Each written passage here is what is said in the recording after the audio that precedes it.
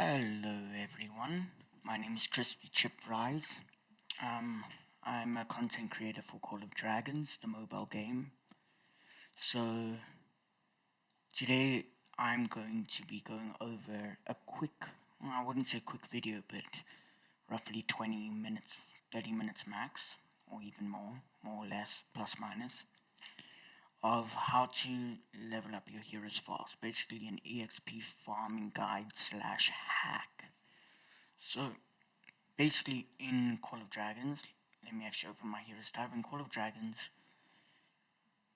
regarding the servers, so there's a thing called a server reset, and when the server resets, basically with your hero, their level will go back to 1. So let's say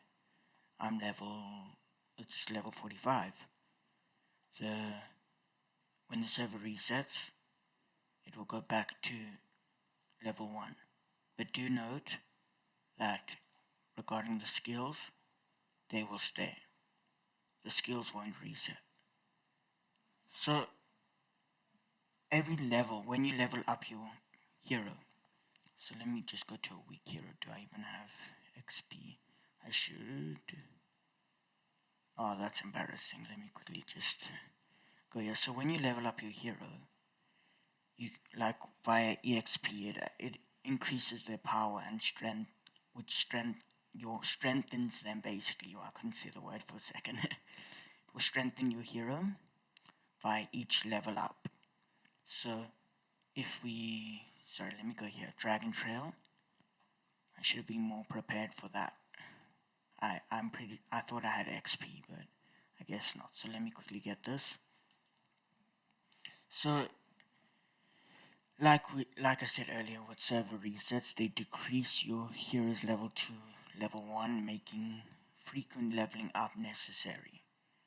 Just to keep it a bit, in my opinion, I wouldn't say fair, but if newer players join, they will absolutely get wrecked by the whales. And I will go over whales either in this video or another video.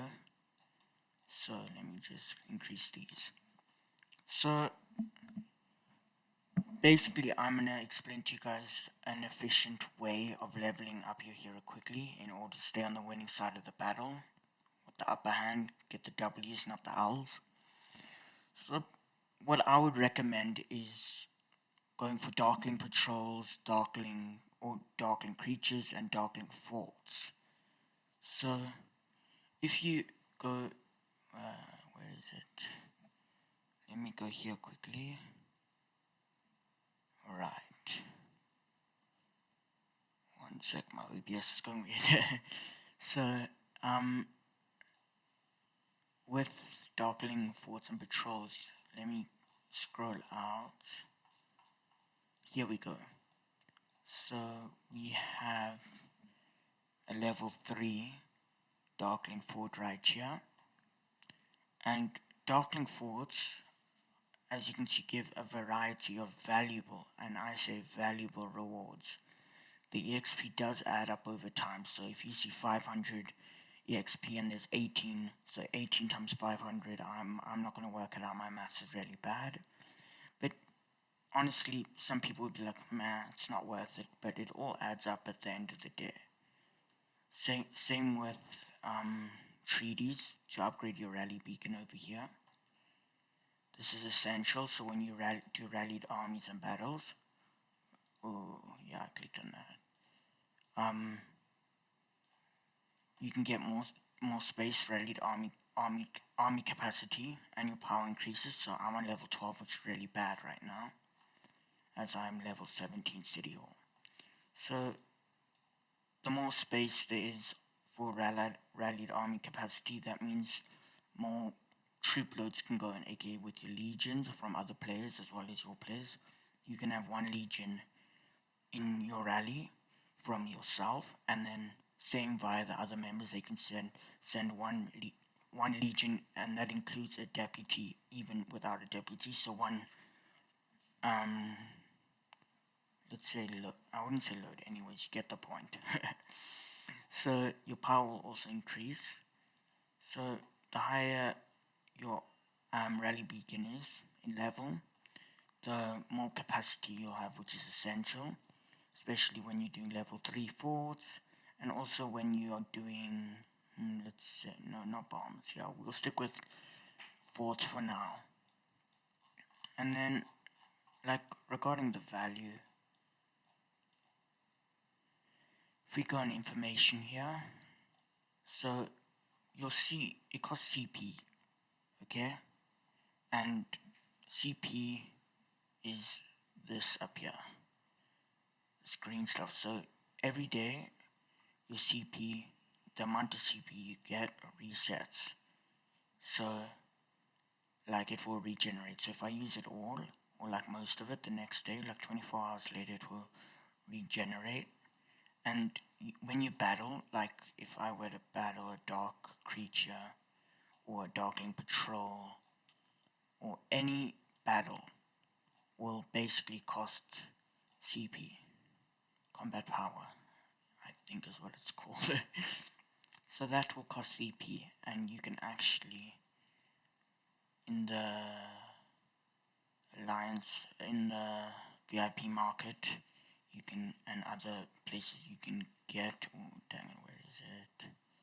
Here, CP recovery. So if I use it all and I don't want to wait till the next day, I can basically use a basic CP recovery or general CP recovery, but do note they are scrapped after the season ends. And when it do one other thing, well, there's more than one thing, sorry, I'm thinking on the spot right now because I need to get videos uploaded, but you'll see here, let me actually find Darkling Patrol. So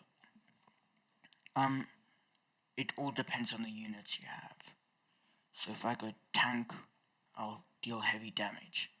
If I go mage, I have range. With that rhymed, mage and range. Anyway, so the more troops you have determines the result, whether it's a win or an L, the amount of troops that are wounded, likely wounded, deaths, etc., and the amount you have to heal. And the higher level the Darkling is, the higher your reward value will be. So let's say I get 500 EXP with the level 13, for example. If I do a level 21, I'll get a lot more. And then let me just summarize this quickly. Let me do a little summary. After leaving your city, your first attack will cost 50 CP. If you keep attacking without going back to your city, it will cost 5 CP less every time. So if I were to go out and battle one Darkling creature and return, that'll cost me 50 CP. If I were to go out and defeat another, let's say, Darkling patrol, that's 50 CP. But if I don't return and I decide to do another one, that will, yours no, not correct yet, will, however much it costs to do with another Darkling patrol attack, it will be 5 CP less. And then the lowest cost for a single attack is, I think it's 30 CP, 30. So Darkling patrols most likely will provide hero XP and watchtower materials. So that is going to be, watchtower materials is going to be sentinel arrows. Upgrade your watchtower. Very useful. Darkling creatures are mainly used for upgrading artifact levels. So artifacts, we can go here. Please tell me I have an artifact that I can level up. Bruh, no comment. Absolute no comment. I'm not talking about that now. I don't have any dust. So, attacking Darkling forts will, I believe it gives you the same materials for upgrading a rally center as well as tactic manuals, which is EXP in my opinion, and that will cost 150 CP per attack. So Darkling forts will by far offer, I'm talking more than playing, Darkling forts over here will offer way more command points in value.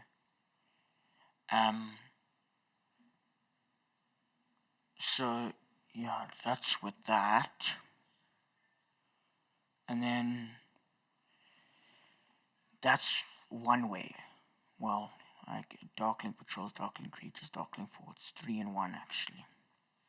So that I will declare, like, put aside as one way of increasing hero XP. Well, not hero XP, leveling up your hero fast. And then leveling up your honor level / VIP level, which is going to be here, is very important.